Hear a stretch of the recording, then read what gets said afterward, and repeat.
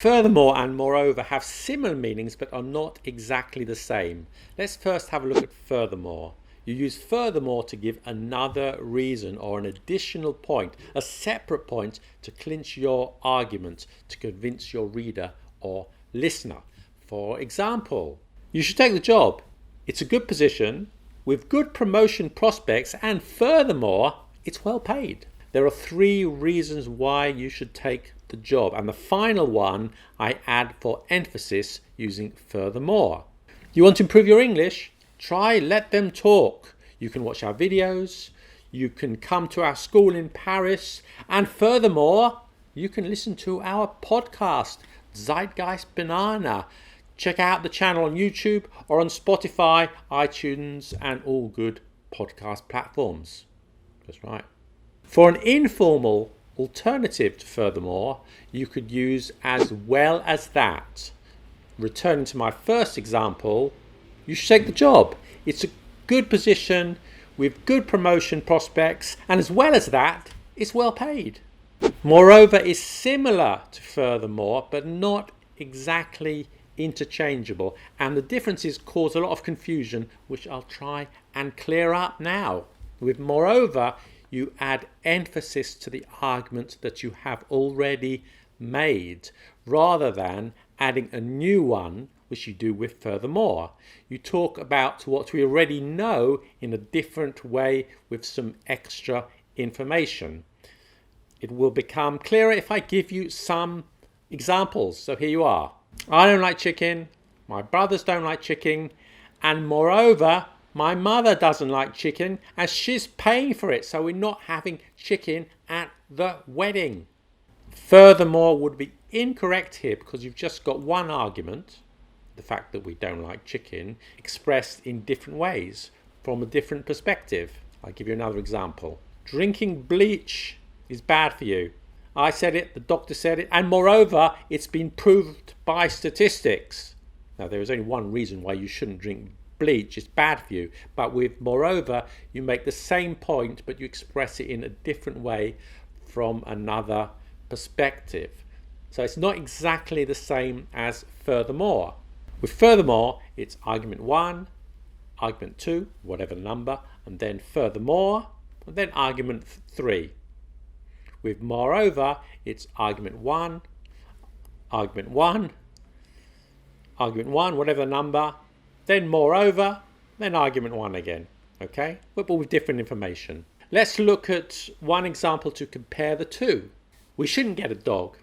They're expensive, they have a lot of fleas, and furthermore, it makes it difficult for us to go on holiday. We shouldn't get a dog. Grandpa doesn't want a dog. Grandma doesn't want a dog, and moreover, I don't want a dog. I'm the one who makes the decisions around here. Moreover and furthermore, are they formal? Yes, they are. Can you use them in conversation? Yes, of course, but just be aware that they're very formal. They use them on TV, they use them on the radio, and moreover, I use them. Informal alternatives to moreover. You could use on top of that. I don't like chicken.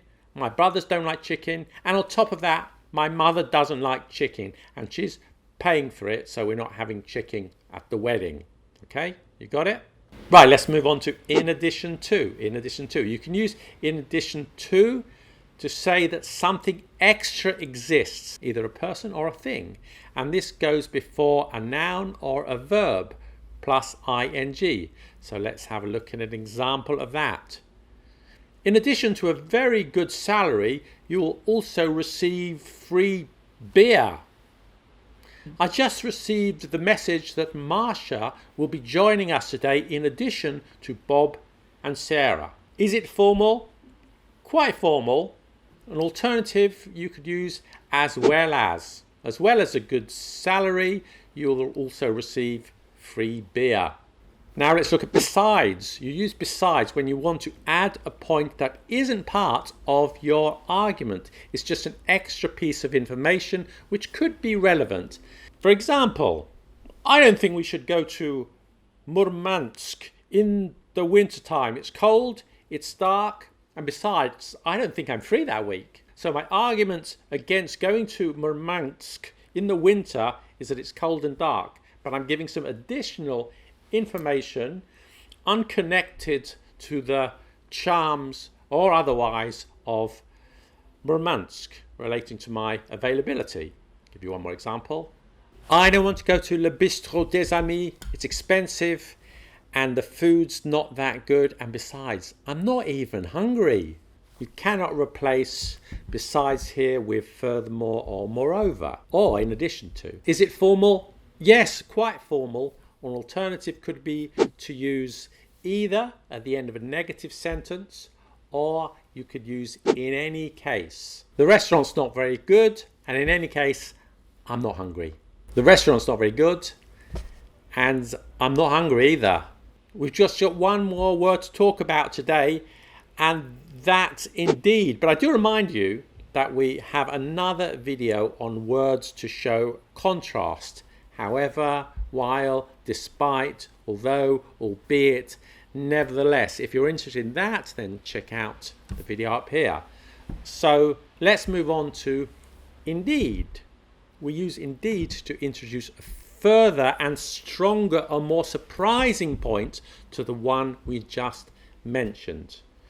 Now remember, there are several uses of indeed in English, but we're just looking at one today, and that is how we can use it to introduce an extra argument, often surprising or emphatic. So for example, everyone knows smoking is bad for you, but lots of smart people smoke. Indeed, lots of doctors smoke.